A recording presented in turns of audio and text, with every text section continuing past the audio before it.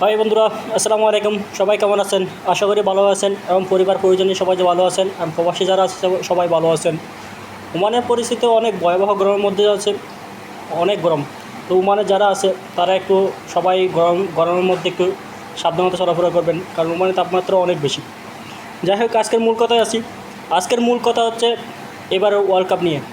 World cup নিয়ে কী আর বলবো, বাংলাদেশের অবস্থা এমন খারাপ, এত বাজে পারফরমেন্স আমার জীবন আর কোনো দিকে না। হ্যাঁ হয়েছে, কিন্তু একটা মানুষের আশাই ছিল না সুপার এইটে।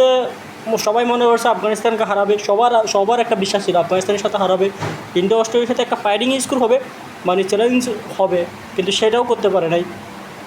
আর আফগানিস্তানের সাথে জেতা ম্যাচ কীভাবে হেরে গেছে আমার সেটাই বিশ্বাস হয় না। এখন একটাই সময়, বাংলাদেশ ক্রিকেট বোর্ড নতুন কোচ যারা আছে তাদের নিয়োগ দেওয়া। হাতুরু সিংহে দিয়ে বাংলাদেশ ক্রিকেট বোর্ড উন্নতি হবে না, হবে না, হবে না, হবে না। হাতুরু সিংহে ছাড়াই করে এর থেকে ভালো উন্নত মানের কোচ আনতে হবে, না হয় দেশি কোচ যারা আছে, আমাদের সালাউদ্দিন স্যার আছে, নাজমুল আবেদিন ফাহিম স্যার আছে, তাদেরকে নিয়ে এসে দলকে সাজাতে হবে। যদি না করে তাহলে বাংলাদেশ চিরতরে অল্প কয়েকদিনের মধ্যে বাংলাদেশ ক্রিকেট বিশ্ব থেকে হারিয়ে যাবে। দেশ থাকবে, বাংলাদেশ ক্রিকেট বোর্ড থাকবে, কিন্তু ক্রিকেট বিশ্ব থেকে হারিয়ে যাবে।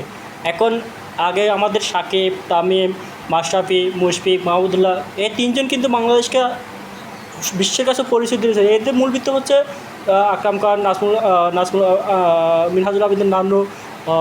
এরা দলকে মোটামুটি নিয়ে আসছে। এখন সেটা বিশ্ব দরবারে মাহমুদুল্লাহ, মুশফিক, সাকিব, তামিম, এরা কিন্তু বিশ্বই পরিচিত করছে। আর বাংলাদেশের এক নম্বর দ্য গ্রেটেস্ট খেলোয়াড় হচ্ছে সাকিব আল হাসান।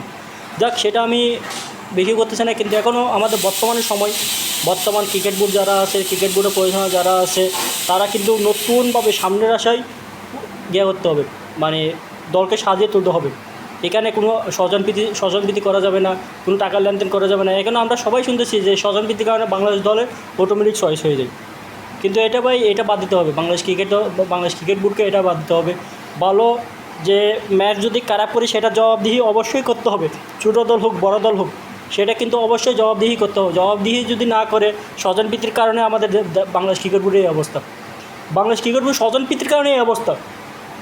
কী ভাই, আমরা কি আমাদের দেশের মানুষ কি ভালো ম্যাচ খেলুক, অস্ট্রেলিয়া ইংল্যান্ডের সাথে ম্যাচ খেলুক, বা ভারতের সাথে ম্যাচ খেলুক, পাকিস্তানের সাথে ম্যাচ খেলুক, আর আমরা পড়ে আছি কি ওই জিম্বাবুয়ে, নেদারল্যান্ড, আয়ারল্যান্ডের সাথে ম্যাচ খেলি।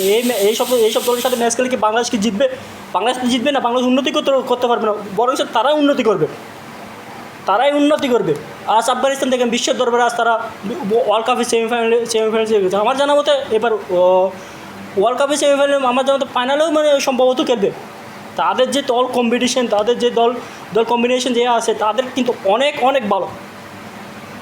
আফগানিস্তান তো আজ অনেক বিশ্ব দরবারে আজ পরিচিত হয়ে গেছে। তাদের রশিদ খান আছে, মোহাম্মদ নবী আছে, গুলবাদিন নাইব আছে, রহমতুল গোবরাজ আছে, নূর আহমদ আছে। তারা কিন্তু সব বিগ ব্যাশে খেলতেছে, বিপিএল খেলতেছে, এলপিএল খেলতেছে, পিসিএল খেলতেছে, আইপিএল খেলতেছে। বাংলাদেশে কয়জনে পায় সেটা তো কেউ বিশ্বাস করতে পারে না। যাই হোক ভাই, বেশি করে পেতেছে না। বাংলাদেশ সামনে চ্যাম্পিয়ন ট্রফির জন্য কী করবে সেটা আমরা নিজেও জানি। বাংলাদেশটা আসা নিয়ে কিন্তু মানুষকে টেনশন দিয়ে, বাংলাদেশি খেলার দেখে হাজার মানুষ অনেক সময় টেনশনে পড়ে যায়। কী অবস্থা!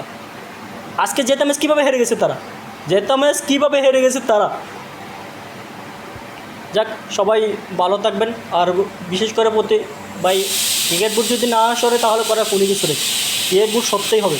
ক্রিকেট বোর্ডের পরিচালনা কমিটি যারা সদস্য, তাদেরকে স্বেচ্ছা পদে থেকে দেবো, না নতুনভাবে সাজাতে হবে। যাক, সবাই ভালো থাকবেন, সুস্থ থাকবেন।